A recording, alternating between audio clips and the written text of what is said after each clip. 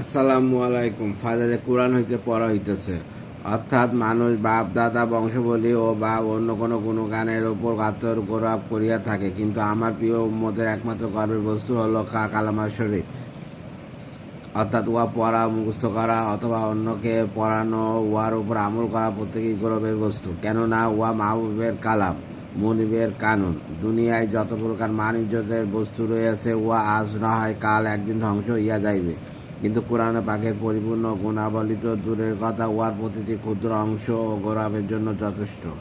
যেমন অপূর্ব গাঁথনি, অনাবিল সুন্দর কাব্যভঙ্গি, সুষম বাক্যের পরস্পর সম্পর্ক, অতীত ও ভবিষ্যৎ ঘটনাবলীর বিশদ বিবরণ, ব্যক্তি বা গোষ্ঠী সম্পর্কে এমন সব চিত্রাঙ্গন যা সততার ওপর সন্দেহের কোনো অবকাশ নাই। যেমন ইহুদিদের আল্লাহর ভালোবাসার দাবিদার হওয়া সত্ত্বেও মৃত্যু আকাঙ্ক্ষা না করা, তদুপরি শ্রোতাদের অন্তরে প্রভাব বিস্তার করা, শতবার পড়িলেও হৃদয় বিরক্তি ভাব না আসা, অথচ অন্য সব রচনাবলী উহা যত বড় মন মাতানোই হোক না কেন, পাগল করা প্রিয়তমের প্রেমপত্রে হোক না কেন, 5 বার 10 বারে নাও হোক 20 বার পড়িলে নিশ্চয় বিরক্তির উদ্রেক হইবে, পড়িতে মন আর চাইবে না।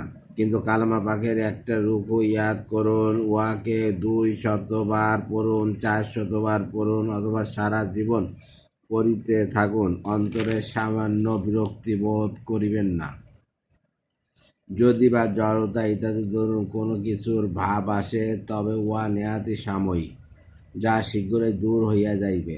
আবার পড়িতে থাকুন, যত বেশি পড়িবেন তত বেশি লজ্জত ও আনন্দ উপভোগ করিবেন।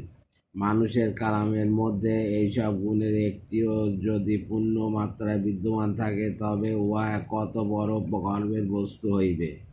এখন আসুন আমাদের প্রতি একটু লক্ষ্য করা হোক। আমাদের মধ্যে এমন কে আছে যে হাফেজ হওয়ার উপর গর্ববোধ করিয়া থাকে, অথবা হেজ করাকে গৌরবের বস্তু মনে করে? আমাদের ইজ্জত, আমাদের গৌরব আজ বড় বড় ডিগ্রি হাসিল করা অথবা খেতাব উপাধি পাওয়া অথবা ধন সম্পত্তির মালিক হওয়া ইত্যাদির মধ্যে মনে করিয়া থাকি, যেহেতু মৃত্যুর সঙ্গে সঙ্গে একেবারে ধূলিসাৎ হইয়া যাইবে। হায় আফসোস।